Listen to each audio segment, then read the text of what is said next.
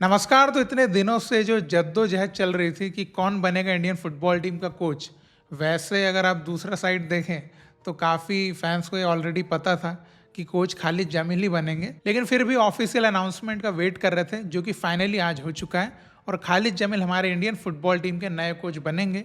जो कि उनका पहला, अगर आप देखें टूर्नामेंट, तो एक बहुत ही अच्छा टूर्नामेंट यानी कि CAF नेशंस कप, जिसमें हम ताजिकिस्तान, ईरान, अफगानिस्तान ऐसी कंट्रीज़ के अगेंस्ट खेलेंगे। तो चलिए वो उस हिसाब से मतलब बहुत अच्छा हो गया। लेकिन अब यहाँ पर अगर हम देखें कि खालिद जमील जो इंडिया के कोच बने, ये काफ़ी फैंस को पसंद भी आ रहा है, काफ़ी फैंस को पसंद नहीं भी आ रहा है। देन एक ग्रुप जो है फैंस का, वो अभी भी होपलेस ही है। तो देखिए, काफ़ी फैंस का ये मानना है कि ऑल इंडिया फुटबॉल फेडरेशन में पैसे की कमी के चलते उनको कोच बनाया गया है। बजट नहीं उतना, तो बहुत अच्छे कोच को हायर नहीं कर सकते। ये कुछ फैंस का ये एक पर्सपेक्टिव है, इसलिए खालिद जमील को कोच बनाया। वहीं पर दूसरा साइड देखें, कुछ फैंस का ये मानना है कि एक तो उनकी कोचिंग हिस्ट्री अगर आप देखें रिजल्ट्स वाइज भी, और जो अचीव किया उन्होंने एज एन इंडियन फुटबॉल में, वो काबिल तारीफ़ है। तो एक वो भी है, ऊपर से वो इंडियन है, तो वो हमारे प्लेयर्स को बखूबी समझेंगे, ये भी एक पर्सपेक्टिव है। तो ये दो पर्सपेक्टिव अलग अलग फैंस के, जो कुछ खालिद की फुटबॉल को पसंद करते हैं, जो कुछ नहीं भी करते हैं, और जिसके पीछे वजह है उनके डिफेंसिव टैक्टिकल जो फुटबॉल खेलते हैं वो। ये बहुत बड़ी वजह है कि लोगों को उतना पसंद नहीं है कि आप बस लॉन्ग बॉल्स डिफेंसिव ऐसा खेलें। और वहीं पर लेकिन कुछ जो फैंस हैं वो ये भी बोलते हैं कि जो बेसिक फुटबॉल स्ट्रेटेजी है वो काफ़ी अच्छी खालिद की, कि अटैक और डिफेंस में जो बैलेंस रखना है, और जिस तरीके से वो इस स्ट्रेटेजी के साथ रिजल्ट्स लेकर आ रहे हैं अगेंस्ट इतनी अच्छी टीम्स और इतने अच्छे कोचेस, तो ये भी तारीफ की बात है। क्योंकि देखिए, खालिद जामिल ने इंडियन फुटबॉल में उखाड़ा तो है।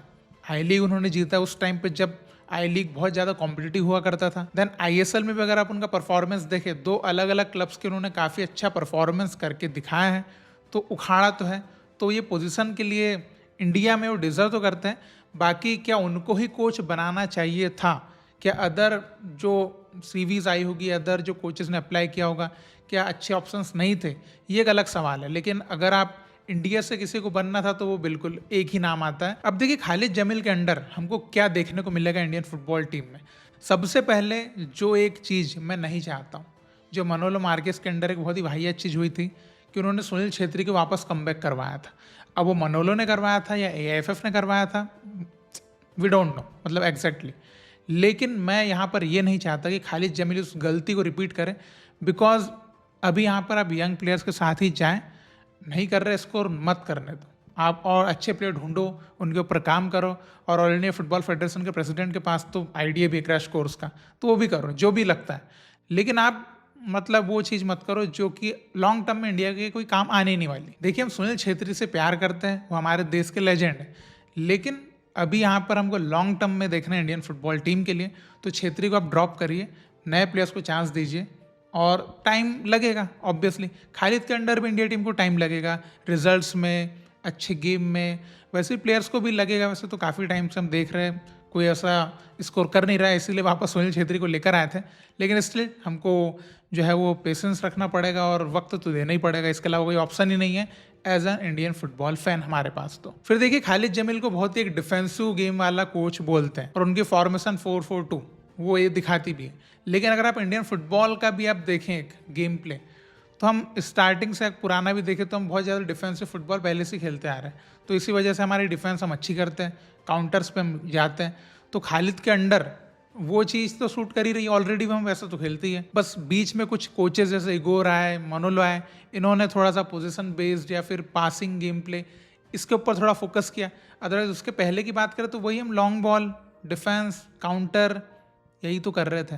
तो वही सेम चीज़ हो सकता है रिपीट हो जाए। उसके बाद देखिए, मैं एक पॉजिटिव बात बोल सकता हूँ कि इंडियन फुटबॉल हमेशा डिफेंसिव ट्रांजिशंस में बहुत बेकार रहा है। आप ये पहले के मैचेस में, एशिया कप के टाइम पे हम इन चीज़ों को काफ़ी डिस्कस कर चुके हैं कि डिफेंसिव ट्रांजिशन के टाइम हमारे टीम पीछे प्लेयर ही गायब दिखते हैं, मतलब कोई पोजीशन पे होता ही नहीं है, तो उसमें हम ऑलवेज बेकार रहे हैं। तो ये खालिद जमील जो है, ये जमशेदपुर FC में आप देखते थे होंगे, तो ये चीज़ वो अच्छी करते थे कि डिफेंसिव ट्रांजिशंस के टाइम पे आपने देखा होगा उनकी टीम में 5v3 ऐसा कुछ सिचुएशंस को क्रिएट कर पाते थे, क्योंकि इसके ऊपर वो काम करते थे। तो डिफेंसिव ट्रांजिशंस में जमशेदपुर FC काफ़ी अच्छी रही है, मतलब कि अगर आप पिछला सीजन देखें तो मे बी इस चीज़ का सुधार वो इंडियन फुटबॉल टीम में कर सकते। मतलब थोड़ा सा अगर कहीं से हम इधर उधर से लॉजिक लगाएं तो। और देखिए इंडियन फुटबॉल के गेम प्ले में आपको दो चीज़ें देखने को मिलेगी। एक तो Khalid Jameel low block football खेलते हैं, तो उनका सिंपल सा फंडा हमने जो देखा है कि लीड लेने की कोशिश करो, लीड मिल जाए तो पोजीशन कंसीड करने की कोशिश करो एंड ओपोनेंट को बॉल से डोमिनेट करने दो, उसको गेम रोटेट करने दो, बस उसके अटैक्स को रोको और उसकी मिस्टेक्स का वेट करो, ट्रांजिशन पे आप जो है फिर से काउंटर पे जाके गोल मारो। ये थोड़ी बहुत आपने स्ट्रेटेजी उनकी देखी है।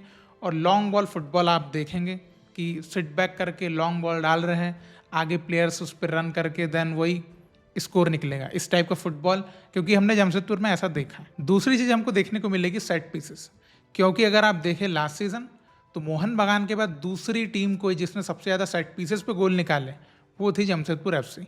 तो आपको ये दो चीज़ें देखने को मिलेगी इंडियन फुटबॉल टीम के गेम प्ले में। अब देखिए एक और पर्सपेक्टिव है कुछ फैंस का कि खालिद जमील जिस तरह की फुटबॉल खेलते हैं वो क्लब लेवल तक ठीक है, लेकिन इंटरनेशनल लेवल पे क्या ये चलेगी, बिकॉज वहाँ पर बहुत क्वालिटी फुटबॉल विद प्लेयर्स और ये सब चीज़ चाहिए। तो देखिए खालिद जमील ने अभी तक इंटरनेशनल लेवल पे कोच किया ही नहीं है, तो ये आपको देखना पड़ेगा, आपको वेट करना पड़ेगा। और आप एकदम से कोच बने और रिजल्ट्स मिलने लग जाएं ये भी पॉसिबल नहीं है, तो थोड़ा वक्त उनको देना पड़ेगा। और रही बात उनके लॉन्ग बॉल्स वाली और जो डिफेंसिव सेटअप में वो खेलते हैं, तो देखिए ये कोई बुरी स्ट्रेटेजी नहीं है अगर इससे रिजल्ट्स मिल रहे हैं। और at the moment Indian football जैसे गड्ढे की तरफ जा रहा है, तो वहाँ पर सबसे पहले तो ये चाहिए कि उस गड्ढे की तरफ जाने से रोकना है, मतलब जो डाउनफॉल चल रहा है उसको रोकना है। तो अभी चाहिए रिजल्ट्स। और रही बात इंडियन फुटबॉल टीम को लॉन्ग टर्म में एक अच्छी बनाना, तो वो तो खालिद जमील नहीं बना सकते। उसके लिए तो आपको youth programs, grass root development, coaching programs, coaching development, ये सब चीज़ें भी करना पड़ेगा ना, क्योंकि खालिद जमील तो क्या है, अभी कोच है इंडियन फुटबॉल टीम के, वहाँ पर अच्छा नहीं करेंगे उनको निकाल देंगे। यही तो होते आए हैं, मनोलो को अपॉइंट किया, अच्छा नहीं किया निकाल दिया, खालिद को लेके आ गए, नहीं अच्छा करेंगे निकाल देंगे, दूसरे को लेके आ जाएंगे। तो ये कोई सॉल्यूशन नहीं है। तो मेंस टीम का कोच बदलना, नया लाना, वो सॉल्यूशन नहीं है। सॉल्यूशन तो आपके पास आपकी जेब में रखा हुआ है, आपको पता भी है, लेकिन उस पर आप काम ही नहीं कर रहे। तो केवल इंडियन फुटबॉल टीम के हिसाब से सोचना है, सीनियर टीम के हिसाब से। तो ठीक है, देखते हैं खालिद जमील क्या करते हैं, कैसी स्ट्रेटजीज लेके आते हैं। सबसे पहले तो स्क्वाड जो बनेगा वो भी इंटरेस्टिंग होगा कि क्या छेत्री को रखेंगे, नहीं रखेंगे। वैसे तो जो प्रेशर दिख रहा है उस हिसाब से तो रखेंगे ही रखेंगे, जो हमको लगता है।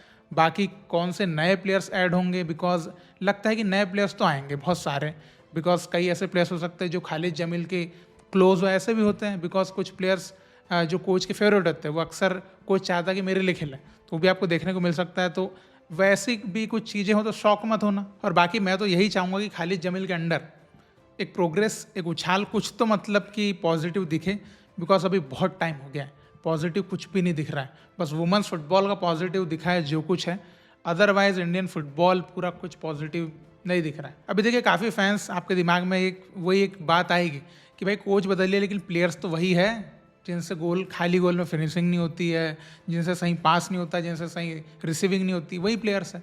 तो कोच बदल भी लिया तो क्या उखाड़ लोगे। तो देखिए फिर वही है कि उम्मीद पे दुनिया कायम है, और इंडियन फुटबॉल के लिए ये बात बिल्कुल सटीक बैठती है कि उम्मीद, क्योंकि यहाँ पर काम से नहीं उम्मीद के ऊपर काम चलता है।